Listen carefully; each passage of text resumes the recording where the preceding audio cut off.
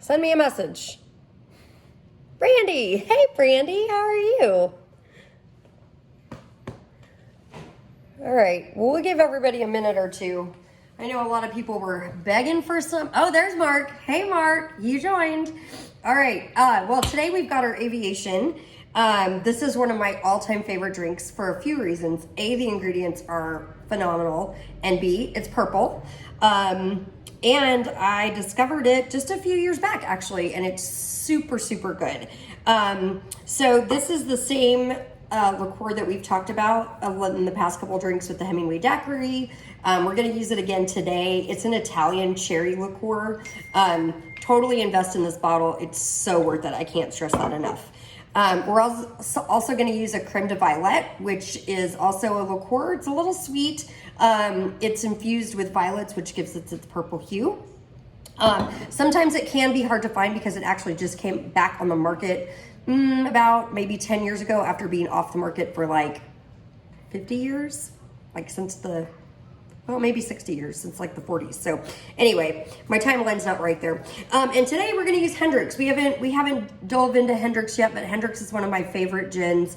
It's very classic. It's got tons of botanicals. It mixes well with everything. This is usually my go-to for any mixed drink. We're gonna use it probably in the Corpse Reviver on Sunday. I like to use it in French 75s as well, even though we didn't use it the past time. Makes an awesome gin and tonic. In fact, if you guys like gin and tonics, I'm just gonna give a little plug. Fever Tree makes this elderflower tonic. And if you just do this tonic with a splash of soda and some lime juice and a touch of Saint Germain and gin, oh my gosh, it's an amazing summer cocktail. So we can throw that concoction together another day. So let's get started on our Aviation. It's gonna be pretty easy to make. We're gonna actually stir our cocktail today. So I've already gone ahead and got some ice. So I will just get my ice in there. Let's get a lot of ice so we can get it nice and chilled today. And of course, we're gonna start with our biggest pour first, which is gonna be our gin. And just pop that top right off. And this is this is a pretty strong drink. So, and it does require that you measure your ingredients very, very specifically. You don't want to go over or under on anything because it can really throw the flavor of the drink off. I know we haven't really talked about the history of it yet, but it was actually invented by a German bartender who worked in Manhattan at the, was it the Warwick Hotel? It wasn't the Warwick. I'll have to look it up again. But he came up with it because he had creme de violet and he was trying to find something fun that was a nice color and people would enjoy drinking. And he named it after the Wright brothers because it was around the time that airplanes were just kind of coming in to thing, a little bit after, like right as World War II. I think this drink, the actual year is 1916 that it was officially invented and written down in his recipe book. And this particular bartender had a recipe book behind his bar of over 400 drinks that he either knew or had made up at that bar. So I'm gonna do a little more research on that because that sounds like something that would be really fun. For your maraschino liqueur, you can find different brands of this as well. I prefer the Luxardo. We're gonna do half an ounce of this. All right, perfect. Just let that hang in there for a second. Put that cap back on. And then our creme de violet, or violette, if you'd like to say it the French way, like my grandmother's maiden name and also my daughter's middle name.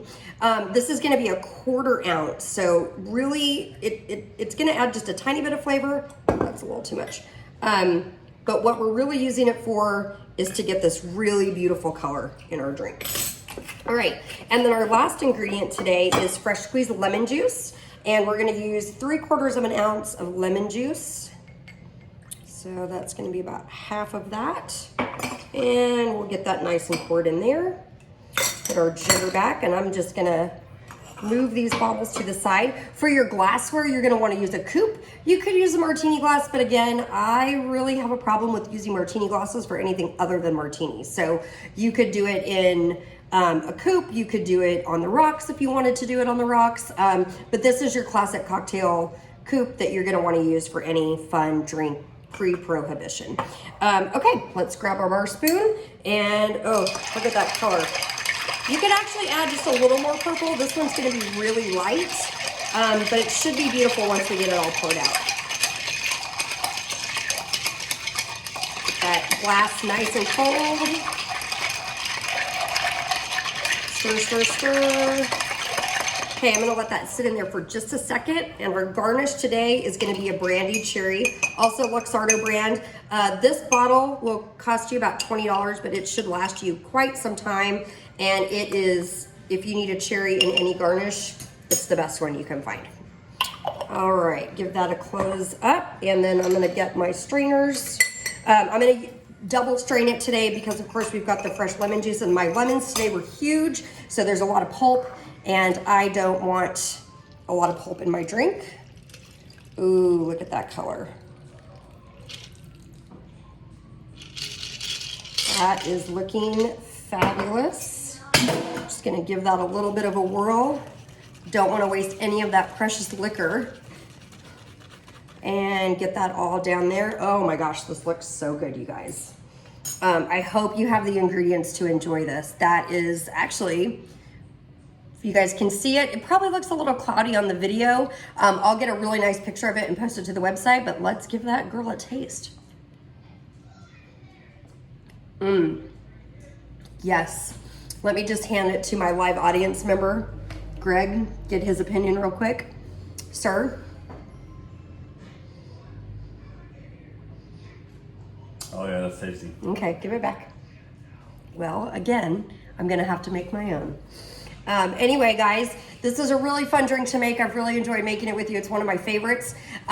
Since it's going a little short today, everybody's been kind of asking what some major things are if you're gonna stock your bar either for the first time or kind of give your bar an upgrade and get away from like the Absolute and the crappy bourbons and whatever, and you want to start to get into making really good cocktails. You're gonna want to get a really nice bottle of the following things: gin, bourbon, a whiskey, a rye. I don't really do too much with scotch, but it's always nice to have a nice bottle of scotch on hand because you do have the occasional person who just wants scotch on the rocks or just scotch neat that comes over. So that's a good one. And then you're gonna want a really nice vodka.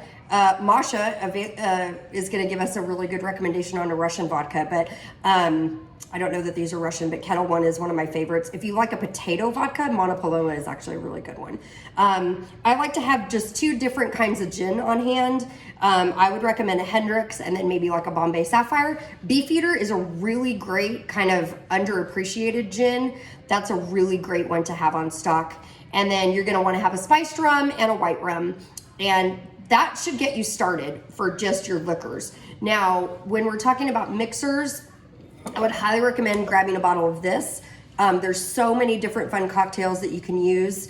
Another thing that you're gonna wanna have on hand is Aperol. Aperol's made a comeback in the last couple of years with the Aperol Spritz, but Aperol we're actually gonna use in our drink tomorrow when we're gonna make paper planes. I don't think we've made an Aperol Spritz yet. I'm surprised. That's one of my favorites. Maybe we'll make that tomorrow too. Tomorrow's my birthday, so I just might be making drinks all day tomorrow. What else? What else? What am I missing? Oh, Cointreau or the Patron Citronage. You're gonna wanna have some great green olives. For 2 reasons: for garnish and then also for the dirty, for making dirty martinis.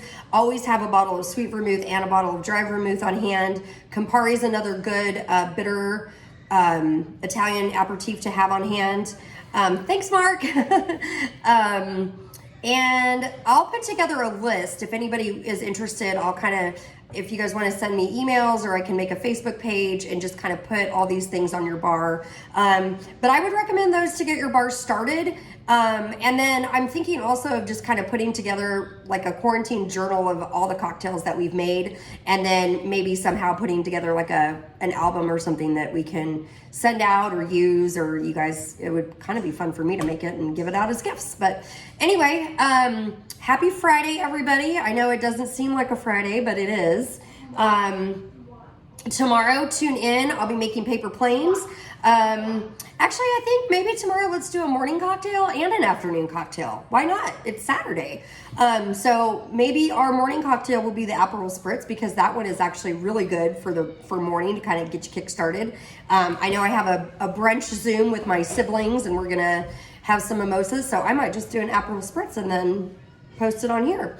And then tomorrow night, I really love to do a paper plane because that's my favorite. I'll post the ingredients for that, but you're gonna need bourbon, Aperol, lemon juice, and Amaro. I doubt a lot of people out there have Amaro, but if you are making a liquor store run or ordering online today or tomorrow to have stuff on hand for Easter, I would grab a bottle of this, a bottle of Aperol.